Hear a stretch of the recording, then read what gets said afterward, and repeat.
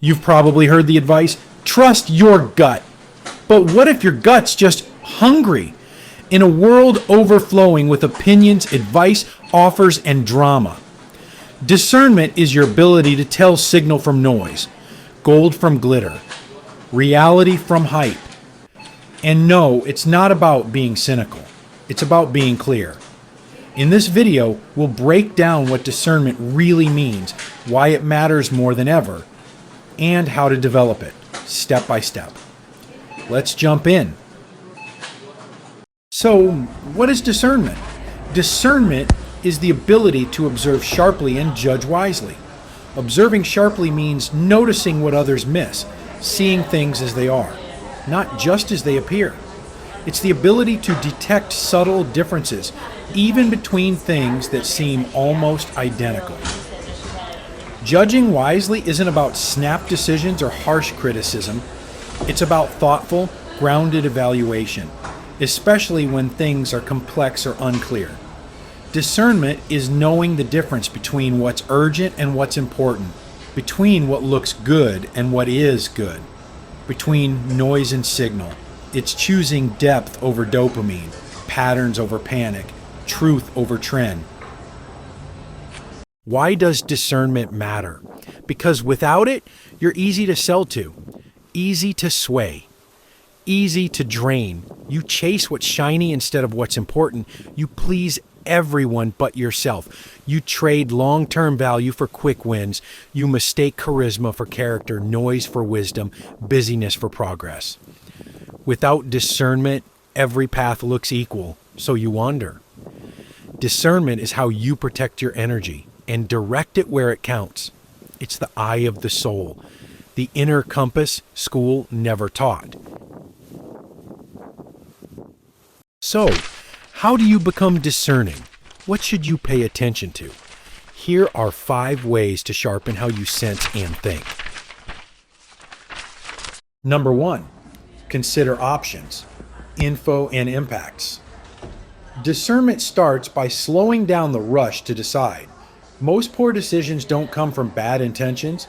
They come from acting too fast, with too little information, and too narrow a view. Consider your options. Don't stop at the first shiny solution. Ask yourself, what else could I do? What am I missing? Sometimes the best choice hides behind the third or fourth idea, not the first. Consider the information. Gut instinct is useful, but don't fly blind. Check the facts. Look at the source. Ask simple questions, because the smartest sounding stuff is often vague when you really dig in. Consider the impacts. Every decision creates ripples. Ask yourself, who else does this affect? What might happen long term? That shortcut may save time today, but cost trust, money, or sanity tomorrow. Discernment is the difference between reacting and responding. It's not overthinking, it's thinking deep enough. Before committing to anything, from a job to a tweet, consider your options, get clear on the information, and weigh the ripple effects. That's the foundation of every wise decision. Number 2, learn from perspectives. Being discerning means staying open, not to every opinion, but to the possibility that you might not have the full picture. Be curious, not combative. When two smart people say opposite things, don't panic. Don't rush to choose sides. Instead, get curious. Ask, what is each person seeing that the other might be missing? Often the truth doesn't live on one side. It lives in the tension between perspectives.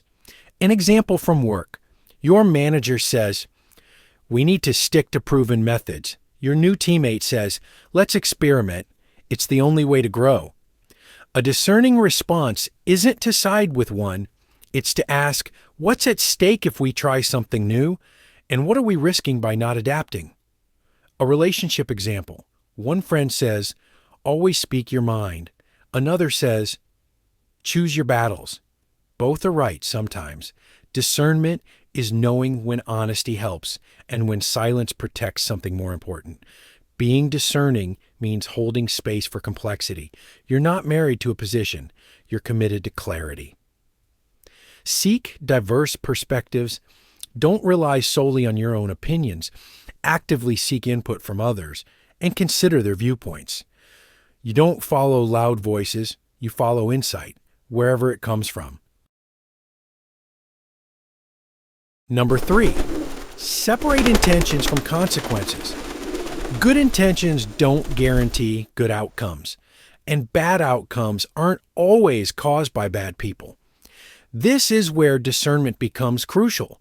Being able to tell the difference between why someone did something and what actually happened because of it. A friend gives you unsolicited advice because they care, but it leaves you feeling judged and small. A parent helps their child with homework too much, unknowingly enabling dependency. A leader launches a bold policy aimed at helping a community, but it ends up widening inequality. A colleague takes over your task to help out, but ends up making you look incompetent. Intentions are invisible. Consequences are real. Discerning people acknowledge both. They give grace to good intentions, but don't ignore harm. They don't confuse meaning well with doing well. This matters everywhere, from personal relationships to politics, parenting to management. Being discerning means you don't just ask, did they mean well? You also ask, did it work? Who did it affect? Is there a pattern here? Because sometimes the most damaging outcomes come from people who just wanted to help, and that can create new problems or deepen old ones. Number 4, train your instinct. Your gut isn't magic, but it is a form of intelligence. Intuition, when trained, becomes discernment. But when left unchecked, it can easily become bias. So the key isn't just trusting your gut, it's interrogating it. Ask yourself, why does this feel off to me? Have I felt this before? And was I right or wrong?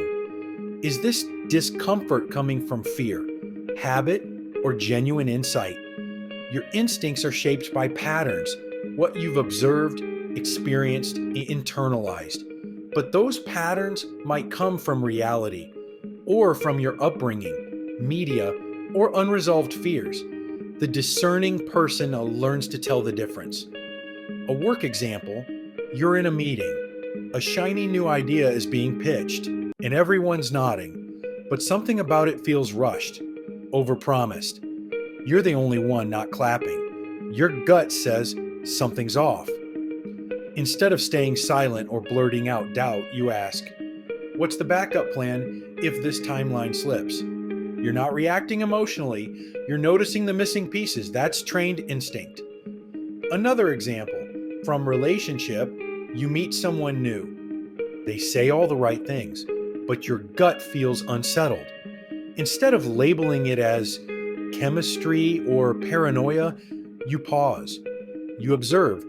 Are their actions matching their words over time? You notice how they treat others, how they talk about their past.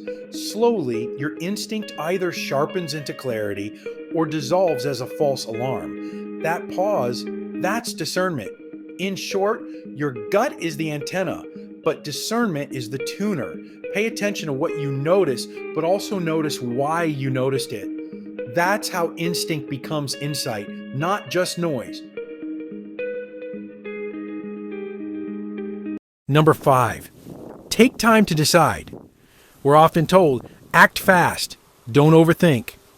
And yes, some decisions do require speed, but discernment means knowing when to pause, even briefly, and when to not let urgency hijack your clarity. Urgency is often a tactic. The pressure to say yes right now is a red flag in many contexts. Sales, dating, job offers, conflict, social media. Rule of thumb, if you're being pushed to choose immediately, ask yourself, is this truly urgent or just loud? A relationship example. Someone you've just met wants to define the relationship quickly. I just feel this connection. Let's not waste time. It sounds romantic, but healthy connection needs space. Discernment asks, am I drawn to this person or the fantasy? Are we building something real or rushing to fill a void? Taking time doesn't mean being distant, it means being deliberate. An example from media culture. You see a viral video sparking outrage. Your instinct is to repost or respond immediately. But discernment asks, who posted this and why? What's missing from the narrative? Is this really the whole story? Taking 5 minutes to check sources can prevent 5 days of regret. But what if you have to decide fast? Even in high pressure situations, discernment can work in small windows. Take a breath. Ask one clarifying question. Zoom out for 10 seconds and ask, what's the long game here? Micro pauses lead to macro clarity. Not every urgent thing is important. Not every disturbing thing is wrong. Not every impressive thing is insightful. Discernment asks, is this helping me see more clearly? Or is it just adding noise to the panic? Take time, not forever, but enough. Because speed might win attention, but discernment wins trust, alignment, and better outcomes.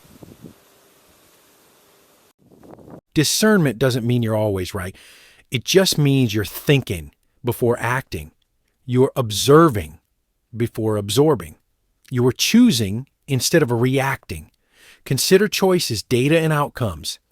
Learn from perspectives. Separate goals from results. Train your instinct. Take time to decide, because in a world that rewards speed, discernment is your quiet superpower. So the next time something catches your eye, an opportunity, a trend, a charming stranger, don't just ask, do I like this? Ask, what's really going on here? That's discernment, and that's something school never teach. If this video helped, like and subscribe for more life skills that school never teach.